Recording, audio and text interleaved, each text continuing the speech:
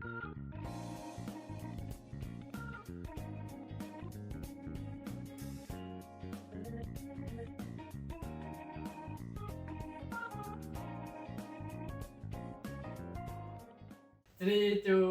buka pintu. Yeay. Selamat datang Pak Kamil, Oke, selamat. Pak Rehan. Terima kasih telah datang di podcast hari ini yang akan membahas nih tentang Bapak kan. Saya dengar-dengar nih Bapak nih adalah mantan atau pensiunan Dewan Komisaris ya. Iya, benar. Jadi itu saya ini kan masih awam nih soal Dewan Komisaris nih. Jadi ini saya ini pengen nanya-nanya ke Bapak-bapak nih. Nih silakan Pak, ada makan minum. Iya, silakan oke. Pak. Nah, mungkin pertama nih, saya kan nggak tahu nih apa itu Dewan Komisaris. Nah, Bapak ini bisa menjelaskan apa sih Dewan Komisaris itu? Jadi Dewan Komisaris itu adalah orang yang mengarahkan dan memberi nasihat kepada Dewan Direksi. Dan Dewan Direksi itu akan menjalankan tugas apa yang dilakukan Dewan Komisaris. Jadi untuk kemajuan perusahaan. Ibaratnya kalau misalnya di Naruto tuh, Dewan Komisaris itu lebih ke arah Danzo dan Dewan Direksi itu lebih ke arah Hokage. Jadi Danzo tuh kayak memberi nasihat kepada Hokage untuk kemajuan desa. Ya, kurang lebih gitulah. Oh, Bapak ini wibu juga ternyata ya. Saya gini-gini wibu juga. Keren, Ya, keren. baju saya nih. Tapi kan Ada anime. ini Pak, berarti Dewan Komisaris Bapak bilang jahat dong kan? Danzo jahat. Kita jangan ngomongkan jahatnya. Iya. Ya, karena untuk tugasnya lah gitu Danzo tuh lebih ke arah penasihat dia. Tapi Danzo juga mati, Pak. Iya, Danzo juga mati. Berarti saya mau mati. Saya kok nggak bilang aku mati. Kita ini Nah, mati. apa. Nah, Mungkin ada tambahan dari Pak Kamil. Mungkin sedikit diperjelas ya. Jadi intinya tuh Dewan Komisaris itu dari disebutkan Bapak Rehan sebagai penasihat. Jadi penasihat tuh penasihat dalam bagaimana arah perusahaan ini nih agar perusahaan menjadi lebih baik. Yang dimana tuh bagaimana perusahaan mendapatkan laba dan bagaimana agar proyek-proyek yang di dalam perusahaan ini nih berjalan dengan lancar dan efisien. Intinya sih itu. Keren.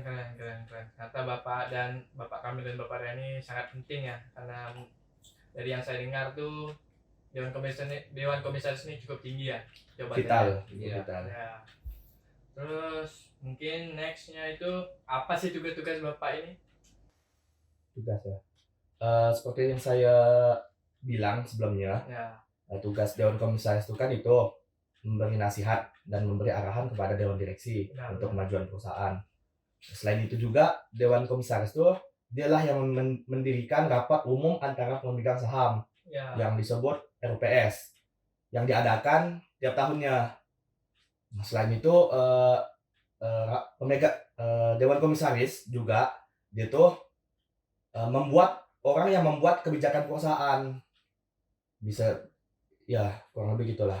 Iya. Mungkin Pak Kamil tugasnya Nah, gimana itu? Saya tambahkan kan tadi kan ada Bapak Rehan senggol tentang LPS tuh. Jadi kan tadi udah dibahas juga Dewan Komisaris itu kan menasihati direktur. Lalu juga membawa perusahaan ke jalan yang benar, yaitu jalan yang dimana apa sih tujuan dari perusahaan tersebut. Jika mencari laba, maka Dewan Komisaris itu akan membawa bagaimana cara perusahaan itu tuh mendapatkan laba yang baik. Nah, tadi kan ada Bapak yang bilang tentang RUPS. Jadi dalam RUPS itu Dewan Komisaris juga berperan penting. Yang dimana peran penting dari tugasnya tuh mengiyakan yang dimana menyetujui proyek tahunan dari perusahaan tersebut. Menyetujui itu bukan dengan kata iya saja, tetapi sebagai Dewan Komisaris yang baik tuh menyetujui itu yaitu dengan mengecek gimana nih, apakah saran dari orang-orang ataupun orang yang gimana ya nyebutnya? Intinya dengan berbagai pertimbangan. Iya.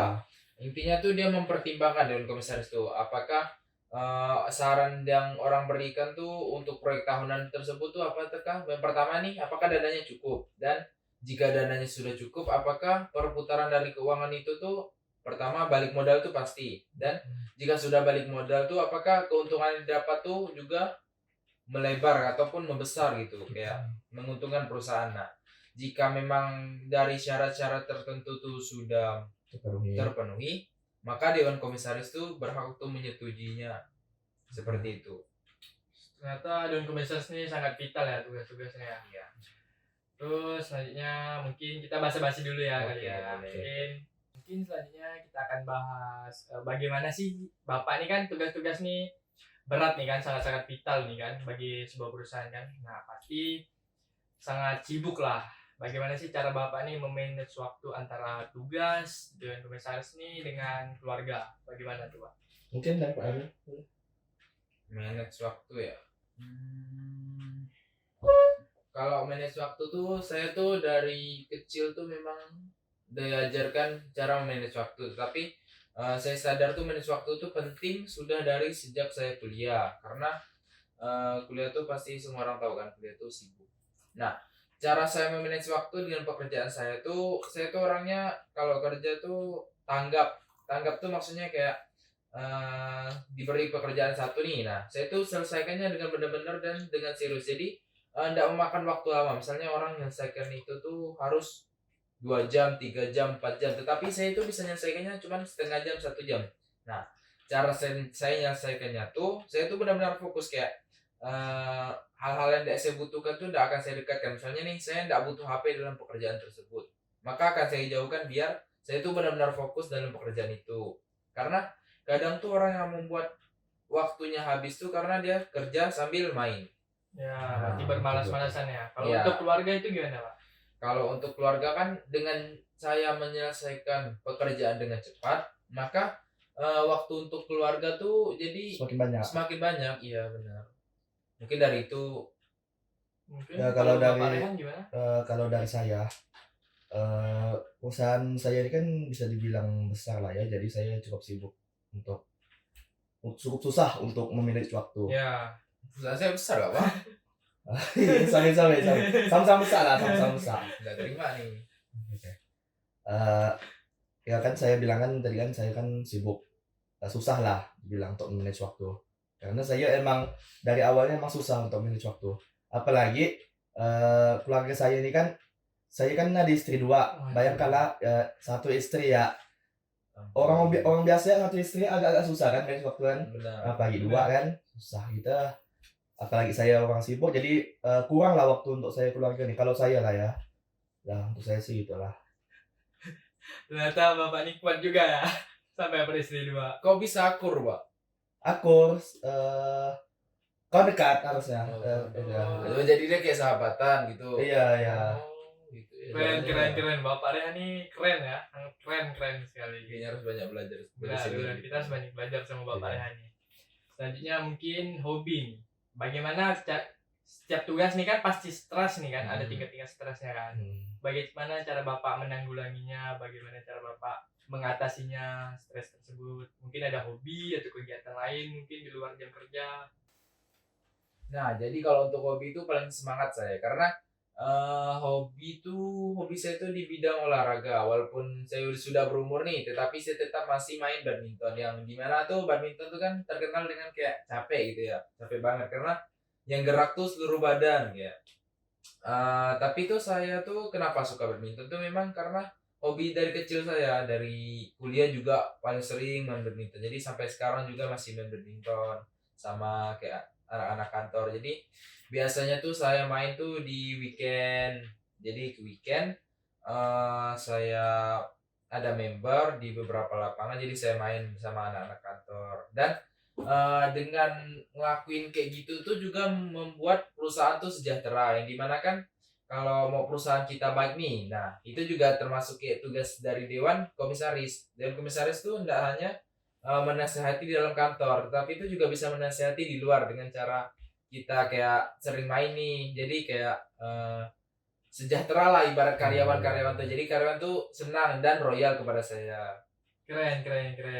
Bapak ini udah tua tapi masih sehat juga ya, Iya. sering main badminton ya. Kalau boleh tahu di mana Bapak main itu Iya, badminton? satu saya main tuh kalau enggak di ujung Banda yang samping lapangan bola, kalau enggak juga di Kurnia. Saya ya. juga biasa sih tuh, Pak. Oh, saya juga di situ Kurnia, Bapak main juga. Ya saya main juga kadang-kadang. Pandai enggak paham. Mungkin boleh kali kita bertiga bermain. Boleh, kapan-kapan. Nah, kalau Kalau untuk Bapak Rehan nih apa nih hobi atau kegiatannya nih? Kalau saya sih, walaupun saya sibuk, saya pun punya waktu luang lah selain dengan keluarga ya. Waktu luang untuk sendiri saya spending di game. Saya main game, main Mobile Legends atau PUBG. Kadang juga saya main game untuk PC atau laptop. Jadi game RPG, turn based gitu, model gaya zaman muda lah gitu. Dengan Jepang gitu kan. Ya. Bapak nih selain wibu, gamers, punya istri 2 lagi ya. Keren. Jadi saya kan waktu kecil kan pengen beli PS5 gitu. Cuman nggak kesampaian. Jadi pas sudah saya punya uang nih lah, hasrat saya untuk beli game ini tersampaikan lah, alhamdulillah. Jadi bisa jadi tuh tujuan Bapak jadi dewan komisaris nih supaya bisa beli PS gitu ya? Ya, tujuan saya kerja, Gitu. jadi untuk memuaskan hasrat saya lah. Saya kira untuk beristri 2. Nah, Next mungkin ini tadi kan dewan komisaris ini kan mungkin jawaban yang sangat tinggi ya kan, sangat vital dan sangat penting untuk sebuah perusahaan ya kan. Ada nggak nih kriteria atau apa gitu untuk saya nih bisa masuk menjadi dewan komisaris nih, ada nggak kriteria? persyaratan untuk jadi dewan komisaris ya. Yang pasti itu duitnya harus banyak. Bukan mau sombong ya. Cuman memang duitnya harus banyak karena kita harus punya saham di perusahaan tersebut. Selain kita punya saham di perusahaan, kita juga harus pandai-pandai bisnis. Harus pandai juga di pembelajaran di ruang lingkup dewan komisaris seperti akuntansi, manajemen dan sebagainya. Ya kurang lebih selain itu dewan komisaris tuh harus mempunyai jiwa kepemimpinan karena dewan komisaris kan dia kan yang memberi saran dan mengarahkan kepada dewan direksi caranya gimana ya kurang lebih gitu sih untuk persyaratannya. Ternyata cukup berat juga ya Pak untuk kriteria Ya, detail. Kalau komisaris. berat sih ya juga. Nah kalau untuk pemilihan ini gimana Pak Kamil? Bagaimana cara pemilihannya nih, dan kenapa dari semua orang nih Pak Kamil nih bisa menjadi dewan komisaris? Pertanyaannya mungkin panjang nih jawabnya. Mungkin dari pemilihan dulu ya. Untuk pemilihan kan sudah tadi kan Bapak Rehan kan sudah bilang tuh kriterianya bahwa seseorang yang ingin jadi dewan komisaris tuh harus memiliki saham. Nah, yang dimana jika seseorang sudah memiliki saham di dalam perusahaan tersebut tuh otomatis tuh biasanya ada beberapa kayak kan ada RUPS itu kan rapat umum pemegang saham. Nah, jadi pas rapat tahunan, jadi sang pemegang saham tuh biasanya sudah sering hadir dalam rapat itu. Nah, lalu bagaimana cara pemilihannya? Dan saya kan sudah bilang tuh RUPS itu adalah rapat yang dimana memiliki hak untuk menentukan sesuatu dengan bersama-sama. Jadi kayak pemilihan seorang dewan komisaris juga di dalam RUPS. Jadi kan kita sudah memiliki beberapa saham di dalam perusahaan tersebut. Lalu bagaimana cara menjadi dewan komisarisnya? Mungkin pada saat rapat itu tuh kita bisa memberikan argumen yang kuat yang dimana dengan argumen tersebut tuh kita bisa meyakinkan beberapa pemegang saham, dewan direksi maupun direktur bahwa kita tuh layak untuk menjadi dewan komisaris. Lalu pertanyaannya yang kedua apa tadi? Kenapa dari semua orang nih ya kan Mbak? Kenapa bisa jadi Bapak yang jadi dewan komisaris? Nah, kenapa bisa jadi saya? Karena pada saat itu tuh semua ada beberapa orang tuh memang sudah memenuhi kriteria, dan pada saat RUPS juga sudah ada beberapa calon. Waktu itu saya masih ingat calon untuk jadi dewan komisaris itu ada 9. Nah, pada saat itu ternyata pada saat itu kan perusahaan yang saya masuk itu memang perusahaan yang bagus, yang besar. Tetapi pada saat ingin dipilihnya dewan komisaris, ternyata direktur saya baru bilang bahwa perusahaan ini perusahaan yang hampir bangkrut karena memiliki banyak hutang. Jadi jadi orang-orang tuh takut untuk mengambil posisi tersebut. Tapi saya dengan keinginan yang kuat saya masih berani untuk mengambil dewan komisaris tersebut. Jadi menurut saya kenapa saya bisa terpilih itu mungkin bukan terpilih tetapi karena keinginan saya ingin masuki perusahaan tersebut. Keren keren Pak Andri. Saya mau nambahkan dulu ya. Sebenarnya kalau Dewan Komisaris itu lebih ke arah pemilik. Oh. Karena seperti yang saya bilang, Dewan Komisaris ini kan harus memiliki saham Ya, pada benar. perusahaan. Makanya orang-orang pada bilang tuh kalau Dewan Komisaris itu tuh dibilang pemilik dari perusahaan karena dia emang mempunyai saham dari perusahaan itu. Nah, mungkin ini kita bahas yang agak sensitif ini ya. Mungkin kalau Bapak berkenan untuk menjawab silakan, dan jika tidak apa-apa. Dan ini bahas tentang pemberhentian nih. Ada nggak? Bapak ini kan sebagai pensiunan Dewan Komisaris nih kan, pasti banyak pengalamannya nih. Ada nggak pengalaman Bapak atau ada pengetahuan Bapak nih, sepengetahuan Bapak tentang skandal-skandal di Dewan Komisaris nih, atau kasus-kasus yang besar atau apa? Kalau untuk saya sih, kalau skandal itu sebenarnya bahasanya berat lah ya, Ya, karena ini kan mau ditayangkan di video di YouTube. ya, benar. Jadi nggak layak lah, soalnya kan ini kan bisa ditonton sama anak kecil juga, bisa remaja, semua orang bisa nonton. Jadi saya ganti saja ya, macam seperti kata Pak Raka tuh kasus ya. Ya, benar. Kalau kasus di perusahaan saya itu sebenarnya ada oknum yang apa? Ada kasus di mana para oknum tuh membocorkan informasi kepada perusahaan pesaingnya. Jadi pada saat RUPS tuh kan, dibahas nih mengenai strategi-strategi yang akan dijalankan untuk memperluas pasar. Nah, pada saat itu tuh ada oknum yang membocorkan informasi kepada pesaing. Setelah beberapa tahun kemudian tuh itu tuh diketahui sama perusahaan kami. Maka dari itu oknum tersebut tuh disidang pada RUPS, dibahaslah. Jadi walaupun itu oknum tersebut tuh masih bisa membela dirinya, dengan bukti-bukti yang dia punya, kalau emang ada bukti. Cuman kalau di kasus saya nih, dia ini tak punya bukti, jadi kayak dia tuh langsung mengaku gitu dia. Kalau untuk Pak Kamil nih gimana? Ada nggak pengalaman atau pengetahuan Bapak tentang kasus-kasus?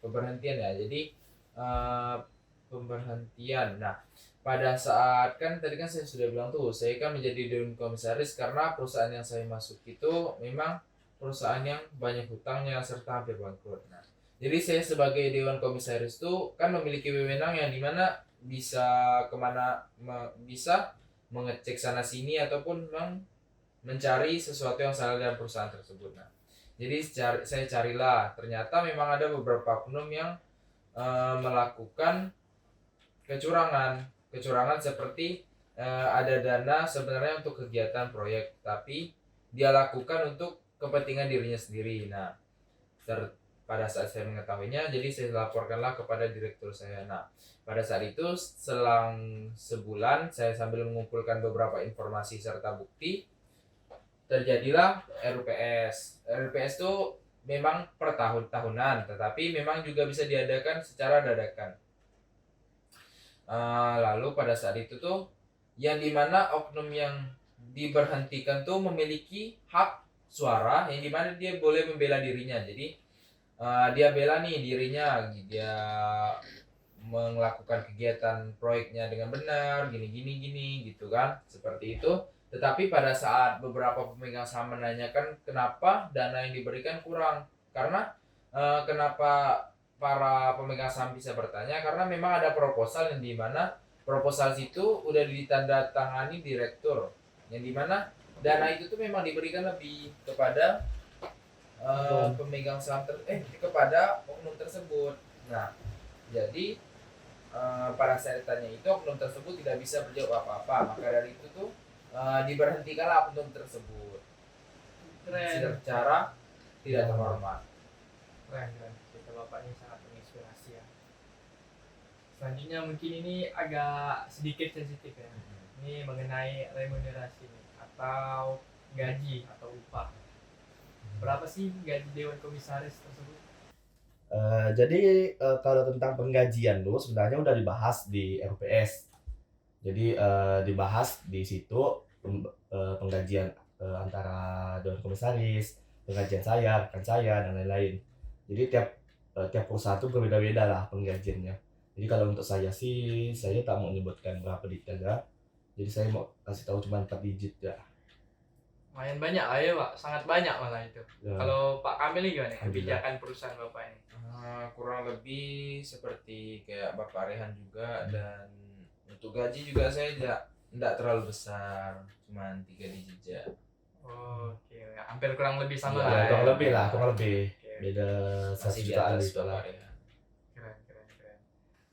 Mungkin nih selanjutnya nih, ini kan tadi ada kekayaan nih tadi kan tentang gaji, upah, remunerasi kan. Selanjutnya nih sebagai pensiunan Dewan Komisaris nih kan.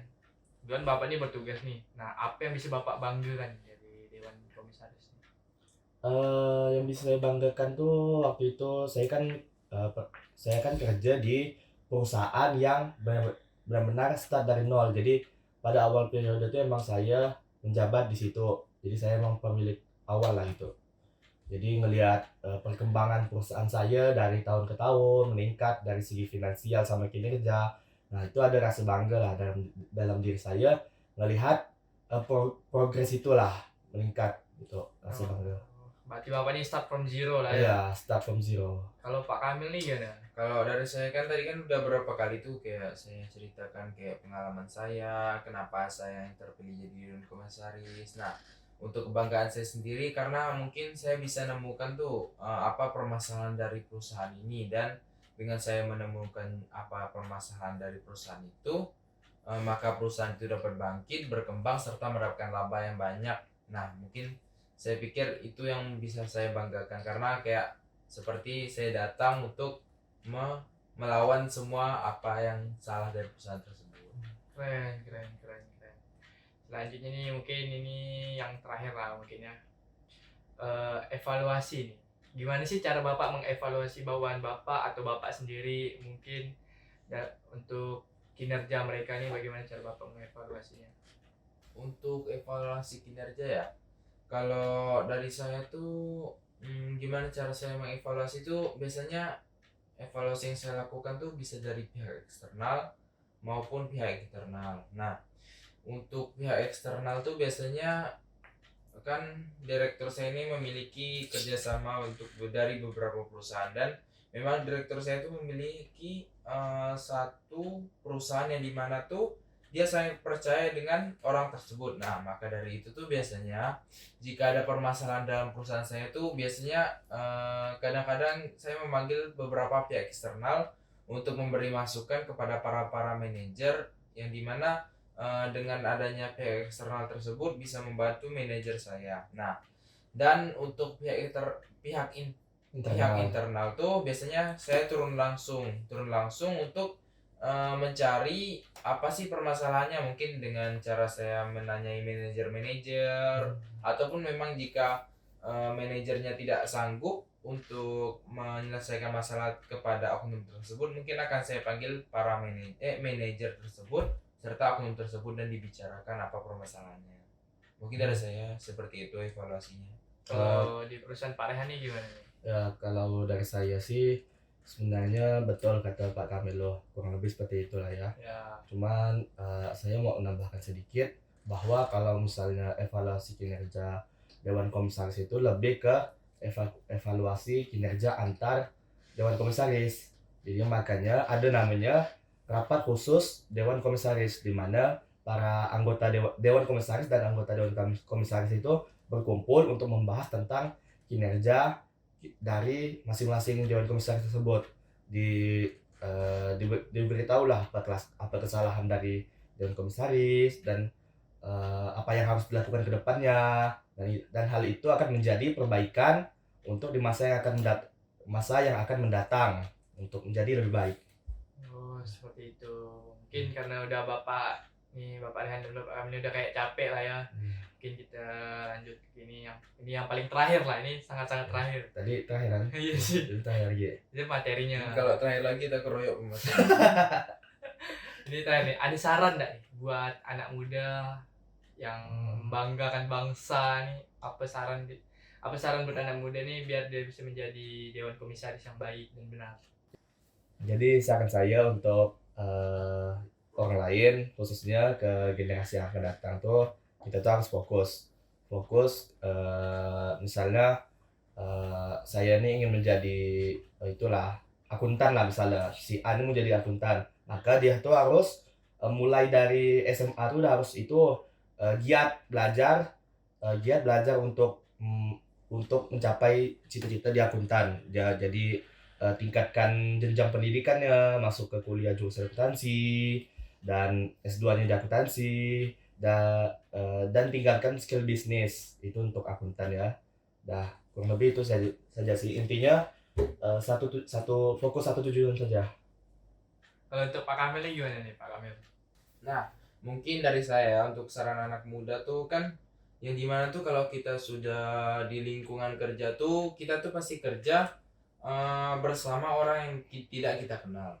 Nah, untuk melatih skill bagaimana cara kita bicara ataupun serta kerjasama dengan orang yang tidak kenal tuh mungkin kita bisa mulai dari saat perkuliahan ataupun saat SMA ataupun SMP. Nah, kan pada saat SMA dan SMP kan ada nama organisasinya namanya OSIS ya Pak ya?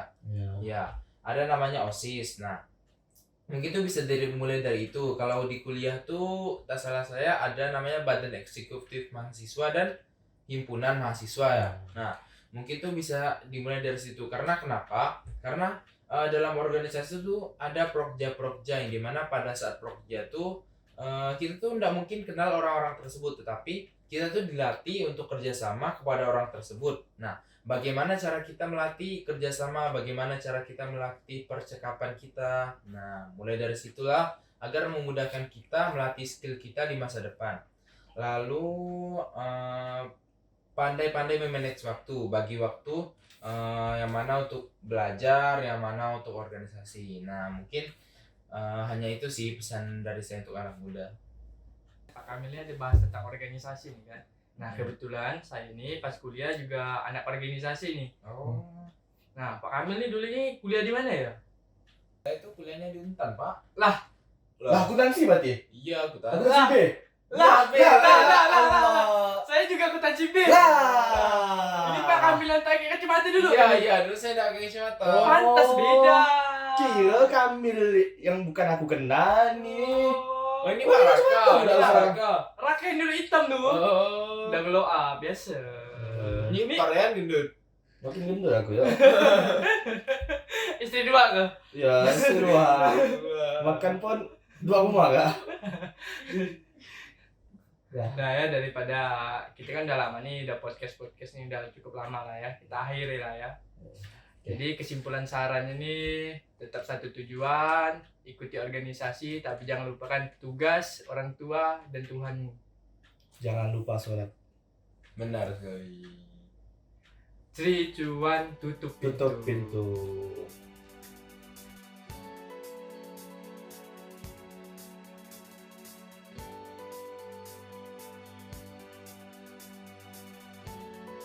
Ada ya. 1, 2, 3 action. Jadi saran saya untuk khususnya generasi muda masa depan lah ya. Intinya kita tuh harus fokus ke satu tujuan. Misalnya dari kamu kan ya, coba cut. Ceplok. Nah, mana? 1, 2, 3 action. Nah, jadi dari saya orang tua dari Aku udah paling bisa. Lagi ketawa gitu. 1, 2, 3 action.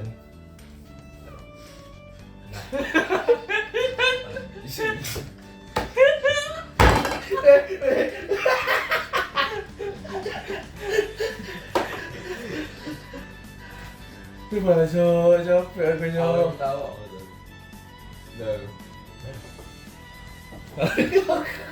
Raka keluar lah. Ada sana. 1, 2, 3 action. Nah kan? Dia mulai tawa. Makin lucu. 1, 2, 3 action. Oke, nah. 1, 2, 3 action. keluar ya. Udah keluar ya. Oh, itu berarti manggil. Udah. Udah. Satu, dua, tiga, action. Keluar ya.